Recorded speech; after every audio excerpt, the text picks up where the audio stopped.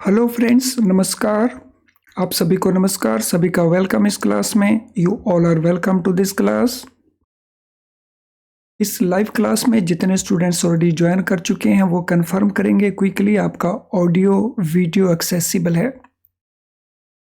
All students in the live class please confirm your audio video is okay. तो इस video के chat box में confirm कर देंगे क्विकली। मैं वेट कर रहा हूं आपके कंफर्मेशन की। तो जैसे ही आप कंफर्म करेंगे I will be able to start.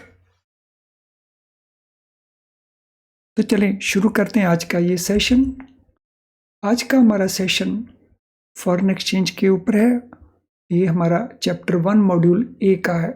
ये हमारी बेस बिल्डिंग क्लास है जिसमें हम पहले कंसेप्ट को, उसके बाद उससे रिलेटेड जो क्वेश्चंस हैं उनको डिस्कस करने वाले हैं। इसका बेनिफिट ये है कि आप उस टॉपिक को बहुत अच्छे से अंडरस्टैंड कर जाएंगे, तो फिर आपसे किसी भी प्रकार का क्वेश्चन पेपर में पूछा जाए तो आप उसको आसानी से आंसर कर सकेंगे। तो एक बहुत बड़ा एडवांटेज है बेस बिल्डिंग क्लासेस का। तो चलें शुरू करते हैं इस बेस बिल्डिंग क्लास को। फॉरेन एक्सचेंज का डेफिनेशन और फॉरेन एक्सचेंज मार्केट्स क्या होते हैं, सबसे पहले इसकी बात करते हैं।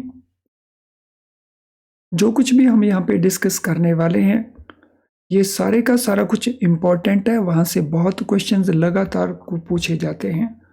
तो चलें शुरू करें। Section 2 foreign exchange management act 1999। According to this section foreign exchange हम किसको कहते हैं? तो ध्यान रखना है सेक्शन का नंबर क्वेश्चन बनता है। सो सेक्शन का नंबर है 2। डेफिनेशन क्या है फॉरेन एक्सचेंज की? Foreign exchange means foreign currency and include. तो डेफिनेशन में बताया है कि जो फॉरेन करेंसी है उसी को हम फॉरेन एक्सचेंज कहते हैं, और इसमें क्या क्या इंक्लूडेड है तो ये भी बताया गया है। तो केयरफुली हमने देखना है क्या क्या इंक्लूडेड है। All deposits, all credits, all balances payable in foreign currency. So कोई भी डिपॉजिट्स हो, कोई भी क्रेडिट हो रहे हो, कोई भी आउटस्टैंडिंग बैलेंसेस हो जिनका पेमेंट हमने फॉरेन करेंसी में करना है। और ये फॉरेन करेंसी कुछ भी हो सकती है। मेन करेंसी जैसे हमें पता है यूएस डॉलर्स हैं, इसके अलावा यूरो हो सकते हैं, इसके अलावा Canadian dollar, Australian dollar, Singapore dollar, British pound. तो इनमें कोई भी फॉरेन करेंसी में ये अगर पेएबल हैं तो ये हमारे बन जाएंगे फॉरेन एक्सचेंज। तो जो फॉरेन करेंसी है वो तो फॉरेन एक्सचेंज है ही। सो फॉरेन करेंसी जैसे हमारे पास फॉरेन करेंसी के नोट्स हैं, फॉरेन करेंसी के कॉइन्स हैं, फॉरेन करेंसी में पोस्टल ऑर्डर्स हैं, ये सारे के सारे आ जाते हैं फॉरेन करेंसी के अंदर। तो ये डिस्टिंक्शन भी ध्यान रख लेना है। नोट्स, कॉइन्स, पोस्टल ऑर्डर्स ये फॉरेन करेंसी भी हैं, इसीलिए फॉरेन करेंसी होने के कारण ये फॉरेन एक्सचेंज भी हैं। लेकिन foreign exchange it is more than foreign currency, क्योंकि फॉरेन एक्सचेंज में फॉरेन करेंसी के डिपॉजिट्स, फॉरेन करेंसी में क्रेडिट, फॉरेन करेंसी के अवेलेबल बैलेंसेस जो पेएबल फॉरेन करेंसी में वो इंक्लूड हो जाएंगे। इसके अलावा any drafts, traveller cheques, letter of credit, bill of exchange, अगर इनको इंडियन करेंसी में ड्रॉ किया हुआ है और पेएबल ये किसी भी फॉरेन करेंसी में है तो वो भी फॉरेन एक्सचेंज में आ जाएंगे। काफी वाइडर डेफिनेशन है स्कोप इस डेफिनेशन का। तो यहाँ पे पेएबल इन फॉरेन करेंसी है और यहाँ पे हमारे पास ये अगर इंडियन करेंसी में भी ड्रॉ किए गए, अगर फॉरेन करेंसी में ड्रॉ किए हैं वो तो सीधे बन ही जाएंगे। अगर इनको इंडियन करेंसी में बनाया गया लेकिन इनका पेमेंट फॉरेन करेंसी में होना है तो भी ये फॉरेन एक्सचेंज का पार्ट बन जाएंगे। तो यहीं इसी के अंदर कई क्वेश्चंस बन जाते हैं। नाउ एनी इंस्ट्रूमेंट पेबल, ये भी इंक्लूडेड है, any instrument payable eight option of the ड्रॉई और holder thereof or any other party thereto, either in Indian currency or in foreign currency or partly in one currency and partly in other currency। इसके अलावा कोई भी और instrument अगर payable है Indian currency में लेकिन वो बना है ओवरसीज और वो पेएबल है फॉरेन करेंसी में या पार्टली वो एक करेंसी में पार्टली दूसरी करेंसी में है तो भी हम उसको फॉरेन एक्सचेंज में इंक्लूड कर लेंगे।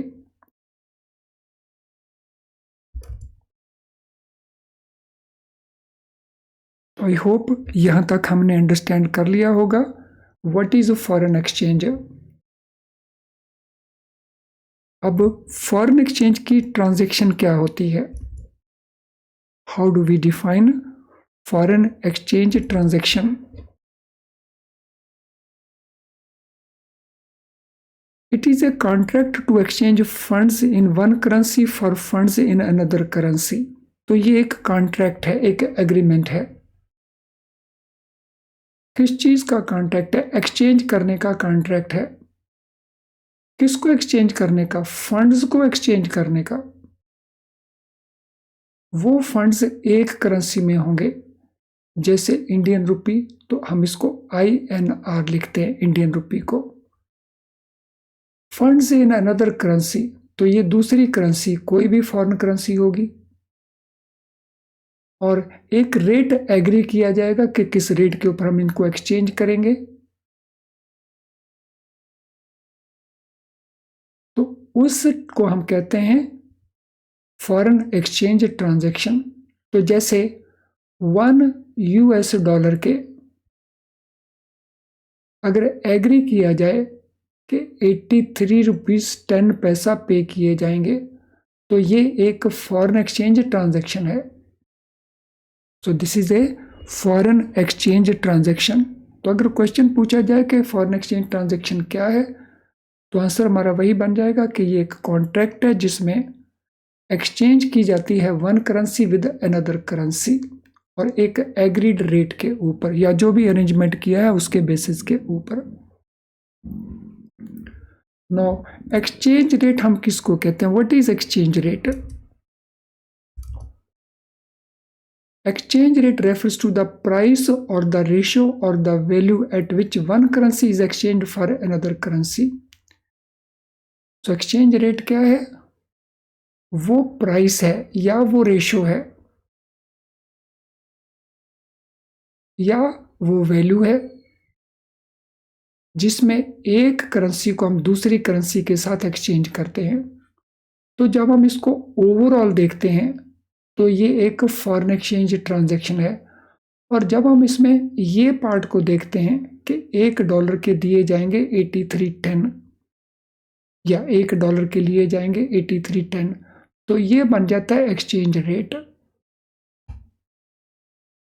सो फॉरेन एक्सचेंज ट्रांजैक्शन में बेसिकली सेल परचेज और एक्सचेंज रेट में बेसिकली द प्राइस और द रेशियो और द वैल्यू जो एक करेंसी लेने के लिए दूसरी करेंसी में दी जाएगी।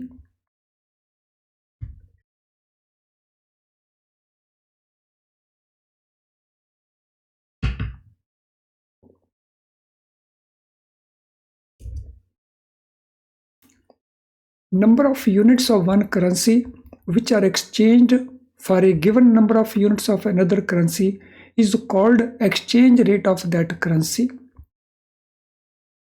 So number of units of one currency which are exchanged for a given number of units of another currency। तो यहाँ पे another currency आ गई है रुपीज इसके नंबर ऑफ यूनिट्स कितने होंगे, इसके 1 यूनिट के लिए। तो इसी को हम कहते हैं exchange rate of that currency. तो यहाँ पे ये एक्सचेंज रेट किस करेंसी का बनता है, यूएस डॉलर का बनता है या इंडियन रुपी का बनता है। Any answer for this. हमारी इस एग्जाम्पल में ये एक्सचेंज रेट किस करेंसी का बनता है। सो जब हम डायरेक्ट कोड्स को यूज करते हैं तो ये यूएस डॉलर का रेट बनता है। सो 1 US dollar available for 83.10. So this is exchange rate of currency. Which currency? US dollar currency का ये रेट बनता है। So 1 US dollar is equal to 79.7500 और 1 euro is equal to 1.11 US dollar. तो ये बन गया हमारा एक्सचेंज रेट।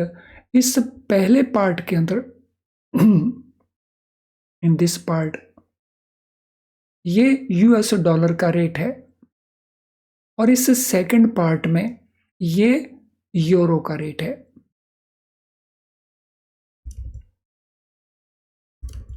तो ये foreign exchange transaction, exchange rate और किस करेंसी के रेट माना जाएगा, तो ये फंडास हमारे इसमें क्लियर होते हैं। जो एक्सचेंज रेट है ये लगातार चेंज होने वाला रेट है, हम इसीलिए इसको कहते हैं डायनामिक रेट है ये। सो जो फॉरेन करेंसी के रेट्स हैं, पर्टिकुलरली अगर हम यूएस डॉलर की बात करते हैं तो ये हाईली डायनामिक रेट है। सो डायनामिक मीन्स ये पल पल बदलता है, it changes very quickly.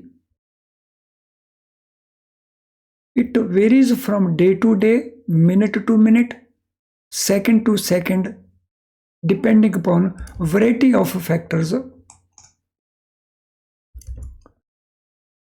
So in rates में जो चेंज आती है वो कोई ईयर टू ईयर या मंथ टू मंथ नहीं है, ये चेंज डे टू डे है, मिनट टू मिनट है, सेकंड टू सेकंड है और ये डिपेंड करती है डिफरेंट फैक्टर्स के ऊपर। एक फैक्टर उसके लिए नहीं है, एक से ज्यादा फैक्टर्स हैं, लेकिन ये हाईली डायनामिक है, ये ध्यान रखना है। तो it is highly dynamic. Foreign exchange के रेट्स जो है हाईली डायनामिक है। नो अब हम बात करेंगे फॉरेन एक्सचेंज मार्केट्स की। So what are features of foreign exchange markets. अभी तक हम बात कर रहे थे फॉरेन एक्सचेंज की, अब हम बात करेंगे फॉरेन एक्सचेंज मार्केट्स की। Foreign exchange markets, it comprises a number of market participants. Foreign exchange markets में पार्टिसिपेट करने वाला कोई एक पर्सन नहीं है या एक कैटेगरी का पर्सन नहीं है। So there are different category of persons जो फॉरेन एक्सचेंज मार्केट्स में पार्टिसिपेट करते हैं। कौन कौन है जो मेनली पार्टिसिपेट करते हैं, तो एक है इसके अंदर पार्टिसिपेट करने वाले सेंट्रल बैंक्स। जैसे इंडिया में हमारा सेंट्रल बैंक है रिजर्व बैंक ऑफ इंडिया, इसी प्रकार से डिफरेंट कंट्रीज के सेंट्रल बैंक्स हैं। सो सेंट्रल बैंक किस पर्पस के लिए पार्टिसिपेट करते हैं। सो central bank manage there foreign exchange reserves and use foreign currency markets to reduce volatility and thereby smoothen out value of their home currency. तो जो central bank हैं वो किस पर्पस के लिए, किसी भी कंट्री के जो फॉरेन एक्सचेंज रिजर्व्स हैं, जैसे इंडिया में फॉरेन एक्सचेंज रिजर्व्स हैं, इनको मैनेज करने की रिस्पॉन्सिबिलिटी रिजर्व बैंक के पास है। सो जितना भी फॉरेन एक्सचेंज सरप्लस बचता है वो किसके पास रहता है, रिजर्व बैंक ऑफ इंडिया के पास। और reserve Bank of India foreign exchange को किस पर्पस के लिए यूज करता है, फॉरेन करेंसी को किस पर्पस के लिए यूज करता है, जो वॉलेटिलिटी होती है फॉरेन एक्सचेंज मार्केट के अंदर, क्योंकि ये रेट डायनामिकली चेंज होते हैं तो कई बार इसमें वॉलेटिलिटी होती है, यानी वाइडर फ्लक्चुएशन होती है रेट के अंदर। ये वाइडर फ्लक्चुएशन ना हो, फ्लक्चुएशन थोड़ी हो, तो उसको मेंटेन करने के लिए reserve Bank of India operations conduct करता है ताकि वॉलेटिलिटी जो है वो कम हो, because volatility is very risky. और जब वॉलेटिलिटी कम होगी तो हमारी करेंसी का जो वैल्यू है, होम करेंसी का जो वैल्यू है, वो रिलेटिवली स्टेबल रहेगा। तो होम करेंसी वैल्यू को स्टेबल करने के लिए, उसको स्मूदन आउट करने के लिए reserve Bank of India foreign currency को यूज करता है वॉलेटिलिटी को रिड्यूस करने के लिए। यानी दो मेन काम हो गए, एक जो अवेलेबल फॉरेन एक्सचेंज रिजर्व्स हैं उनको मैनेज करना, सेकेंडली फॉरेन करेंसी के मार्केट्स में वॉलेटिलिटी को कम रख करके जो होम करेंसी है उसकी वैल्यू को स्टेबल रखना। तो ये है रिजर्व बैंक ऑफ इंडिया या सेंट्रल बैंक्स। अब और पार्टिसिपेंट कौन है? दूसरे इंपॉर्टेंट पार्टिसिपेंट्स हैं कमर्शियल बैंक्स। कमर्शियल बैंक्स किस पर्पस के लिए फॉरेन करेंसी को यूज करते हैं? So they offer exchange of currency, वो करेंसी एक्सचेंज ऑफर करते हैं। Reserve Bank of India directly clients के साथ, कस्टमर के साथ डील नहीं करता। रिजर्व बैंक के बिहाफ के ऊपर कमर्शियल बैंक्स क्लाइंट्स के साथ डील करते हैं, चाहे वो कॉर्पोरेट क्लाइंट्स हो चाहे वो रिटेल क्लाइंट्स हो। तो रिटेल और बिग क्लाइंट्स के साथ बैंक्स ऑफर करते हैं एक्सचेंज ऑफ करेंसी फैसिलिटी। सो इनसे परचेज भी करते हैं, इनको सेल भी करते हैं और हेजिंग भी करते हैं। सो हेजिंग के लिए फॉरवर्ड कॉन्ट्रैक्ट्स होते हैं और इन्वेस्ट भी करते हैं अपने एसेट्स और लायबिलिटीज को आउटसाइड द कंट्री। तो कुछ इन्वेस्टमेंट कंट्री के बाहर भी करते हैं बैंक्स, कमर्शियल बैंक्स। कुछ लायबिलिटीज कंट्री के बाहर से रेज भी करते हैं, अपने लिए भी करते हैं देयर ओन एसेट्स, और अपने कस्टमर्स के लिए भी करते हैं on behalf of their clients. और सम टाइम स्पेकुलेशन भी करते हैं। सो स्पेकुलेशन होता है किसी चीज को परचेज कर लेना ये सोचते हुए कि इसका रेट इंक्रीज करेगा और हम प्रॉफिट कमाएंगे। And taking views on exchange rate movements in the market, और ये मार्केट के ऊपर नजर रखते हैं, मॉनिटर करते हैं मार्केट को कि मार्केट में क्या क्या मूवमेंट्स आ रही हैं, क्या क्या फ्लक्चुएशंस आ रही हैं।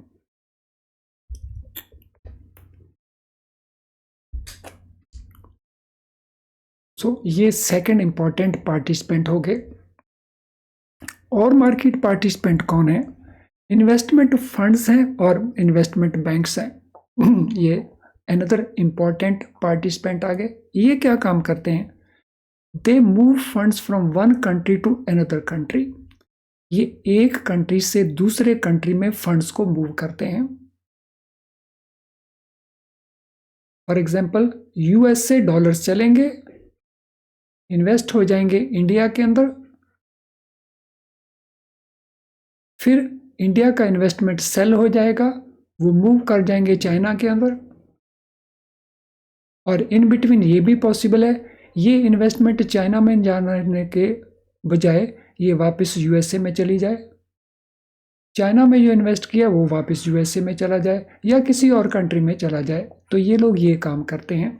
So they move funds from one country to another country using exchange markets. तो जो एक्सचेंज मार्केट्स हैं, फॉरेन एक्सचेंज मार्केट हैं, उनको ये यूज करते हैं एज ए व्हीकल, इन्वेस्टमेंट के लिए भी और हेजिंग के लिए भी। सो हेजिंग होता है अपने रिस्क को कवर करना, और इसमें डिफरेंट कंट्रीज होते हैं, डिफरेंट करेंसीज होते हैं। तो आई होप ये भी हमने ठीक से अंडरस्टैंड कर लिया कि इन्वेस्टमेंट फंड्स या investment banks foreign exchange market में कैसे पार्टिसिपेट करते हैं। देन हमारे पास हैं foreign exchange brokers. So foreign exchange brokers ये इंटरमीडियरी का काम करते हैं, मिडल मैन का काम करते हैं बिटवीन अदर पार्टिसिपेंट्स। जैसे एक कमर्शियल बैंक दूसरा कमर्शियल बैंक, दोनों के बीच में एज ए इंटरमीडियरी काम करना। तो इनका काम इंटरमीडिएशन का है, ब्रोकिंग का काम है, उसके लिए ये कमीशन लेते हैं। तो they also participate in these markets, in markets में ये भी पार्टिसिपेट करते हैं। और पार्टिसिपेंट्स कौन है? और जो कॉरपोरेट्स हैं तो बड़ी बड़ी companies, so they also participate. उनको क्यों जरूरत पड़ती है? तो moving funds between different countries and currencies for investment और ट्रेड ट्रांजैक्शन और इवन स्पेकुलेशन। तो कॉरपोरेशन अलग अलग कंट्रीज के अंदर फंड्स को मूव करते हैं।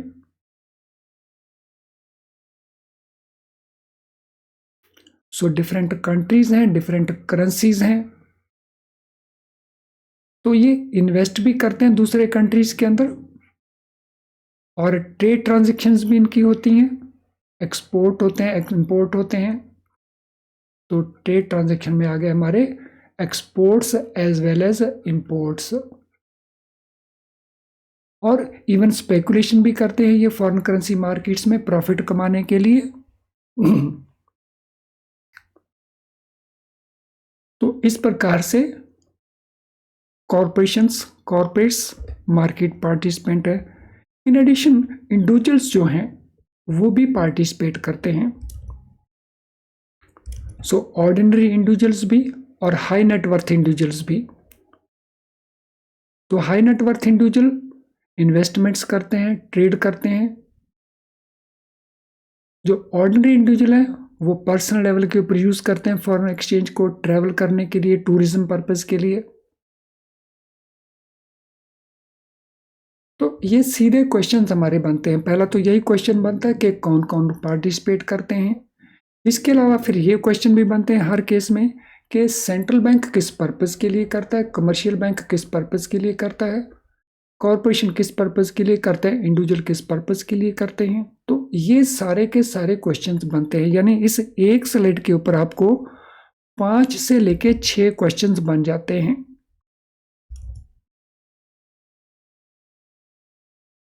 तो आई होप यहां तक हमने हर चीज को बहुत अच्छे से अंडरस्टैंड कर लिया होगा।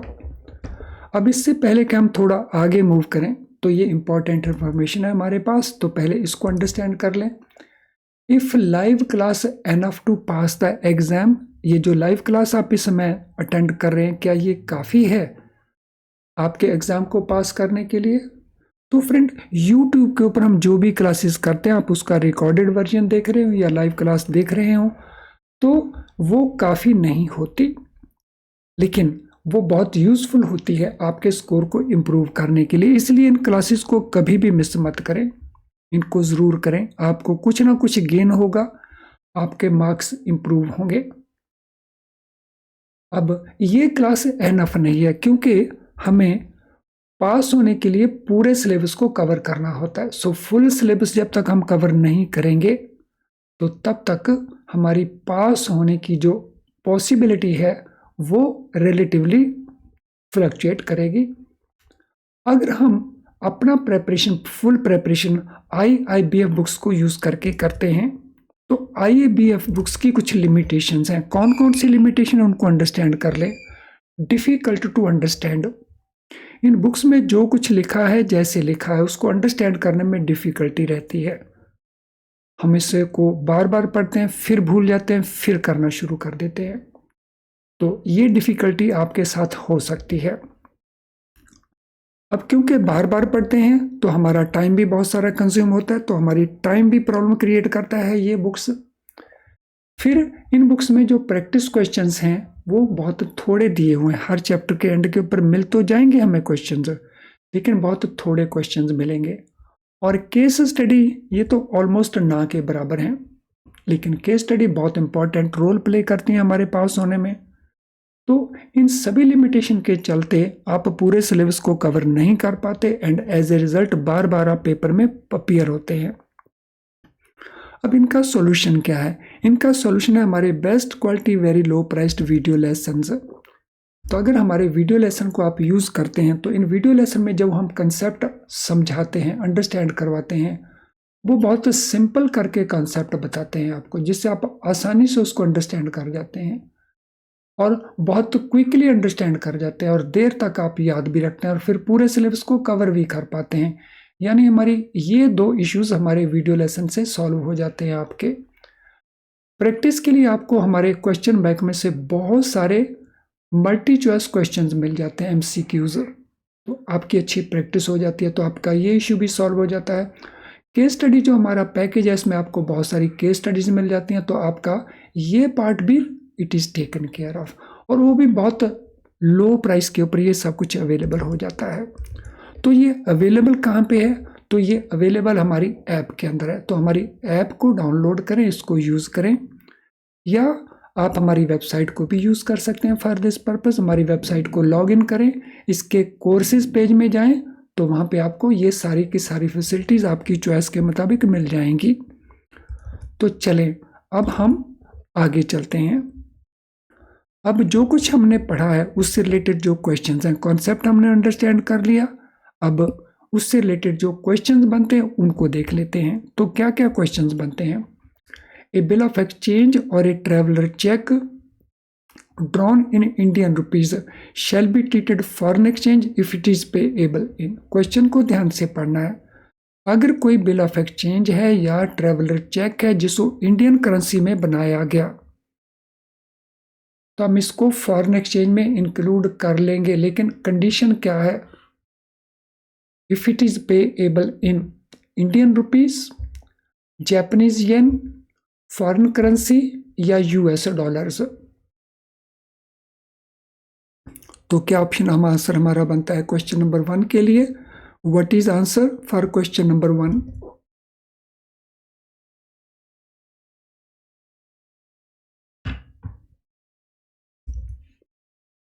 सो कौन सा आंसर बनेगा क्वेश्चन नंबर 1 के लिए? इंडियन रुपी में पेबल है तो नहीं बनेगा, क्योंकि इंडियन रुपी में ही ड्रॉन है, इंडियन रुपी में पेबल है, नहीं बनेगा। जापानीज येन में अगर है वो पेबल बन जाएगा, किसी भी और करेंसी में पेबल है बन जाएगा, यूएस डॉलर में पेबल है बन जाएगा। अगर हम मोस्ट सूटेबल, क्योंकि फॉरेन करेंसी में जापानीज येन भी आ जाता है, यूएस डॉलर भी आ जाता है, तो अगर हम देखते हैं मोस्ट अप्रोप्रिएट आंसर तो फॉरेन करेंसी बन जाएगा। लेकिन अगर हम ब्रॉडली देखते हैं तो फिर हमारा आंसर बन जाएगा बी, सी एंड डी। तो जैसा वहाँ पे वर्डिंग दिया हो, जैसा वहाँ पे ऑप्शन दिए हो, उसके मुताबिक हम क्वेश्चन को मार्क कर देंगे, लेकिन फंडाज हमें अंडरस्टैंड आते हों। चलिए क्वेश्चन नंबर 2 के ऊपर चलते हैं।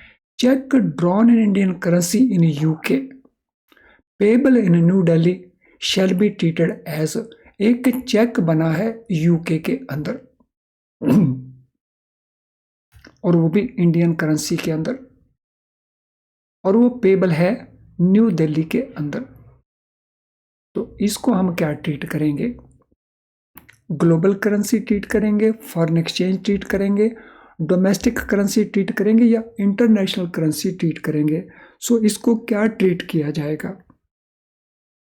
इंडियन करेंसी में चेक इन यूके, तो वहाँ यूके का, लेटर से कोई बैंक है यूके का, उसने इंडियन करेंसी में चेक लिखा, सो इन यूके बैंक लेटर से, तो इसको क्या ट्रीट करेंगे? इसको भी हम फॉरेन एक्सचेंज ट्रीट करेंगे, so that will be treated as foreign exchange. तो ये भी फॉरेन एक्सचेंज है क्योंकि फॉरेन करेंसी है, और ये भी फॉरेन एक्सचेंज है। अब चलते हैं तीसरे क्वेश्चन के ऊपर। A contract to exchange funds in one currency for funds in another currency at an agreed rate and on an arranged basis is called। अगर कोई कॉन्ट्रैक्ट है एक करेंसी में फंड्स को दूसरी करेंसी के साथ एक्सचेंज करने का एट एग्रीड रेट, तो इसको हम क्या कहेंगे? Foreign exchange barter contract, money exchange pact, international fund deal, या करेंसी स्वैप एग्रीमेंट। तो what it will be called? क्या कहेंगे? Contract in, so contract to exchange funds in one currency for funds in another currency, तो इसको क्या कहा जाएगा? सो इसको हम कहेंगे foreign exchange transaction. So this will be known as foreign exchange transaction. इनमें कोई ऑप्शन हमारे पास नहीं है अवेलेबल, तो इसको कहेंगे foreign exchange transaction. Next question, price और द रेशियो और value eight which one currency will be exchange for another currency is called. तो इसको क्या कहेंगे, उस प्राइस को, उस रेशियो को या उस वैल्यू को जिसमें एक करेंसी दूसरी करेंसी के साथ एक्सचेंज की जाती है। So that is called exchange rate, it is called currency ratio, it is called forex coefficient और it is called exchange value. क्या कहेंगे इसको? क्वेश्चन नंबर 4 में हमारा आंसर क्या बनेगा? So what shall be our answer for question number 4? Friend question number 4 में हमारा आंसर बनेगा एक्सचेंज रेट। इसको हम कहेंगे एक्सचेंज रेट। फ्रेंड आज के सेशन से रिलेटेड अगर आपका कोई भी क्वेश्चन हो तो इस वीडियो के कमेंट बॉक्स के अंदर आप अपने क्वेश्चन को टाइप कर देना, हम वहीं पे आपको सूटेबली आंसर करके आपकी हेल्प करेंगे। अगर आपकी कोई जनरल क्वेरी हो तो ये हमारा ईमेल आईडी है, तो यहाँ पे हमें मेल कर देना, हम रिप्लाई करेंगे ताकि आपकी हेल्प हो सके। आज का सेशन अगर आपको यूज़फुल नहीं लगा तो इस वीडियो को डिसलाइक ज़रूर करें, लेकिन अगर वो यूज़फुल लगा है तो फिर उसे लाइक करने में संकोच ना करें। आपका लाइक करना मीन्स YouTube इस वीडियो को और बहुत सारे स्टूडेंट्स को दिखाने के लिए अपने लेवल के ऊपर कोशिश करता है, उससे बहुत सारे और स्टूडेंट्स को बेनिफिट मिल जाता है। तो इसको लाइक करें और दूसरे स्टूडेंट्स को बेनिफिट दें। आप डायरेक्टली इसको शेयर कर सकते हैं अपने फ्रेंड्स के साथ, कोलीग्स के साथ, अपने व्हाट्सएप ग्रुप में या अपने फेसबुक पेज या किसी और सोशल मीडिया अकाउंट के अंदर। चैनल अगर आपने अभी तक सब्सक्राइब नहीं किया है तो चैनल को ज़रूर सब्सक्राइब कर लें ताकि हमारी कोई भी नोटिफिकेशन आपको मिस ना हो करनी पड़े। फ्रेंड्स आज का ये सेशन अब हम वाइंड अप करेंगे, लेकिन उससे पहले इससे रिलेटेड जो बाकी बचे हुए क्वेश्चंस हैं वो हम नेक्स्ट पार्ट में कंटिन्यू करेंगे। तो चलिए अब इस सेशन को वाइंड अप करते हैं। Thank you friends and all the best.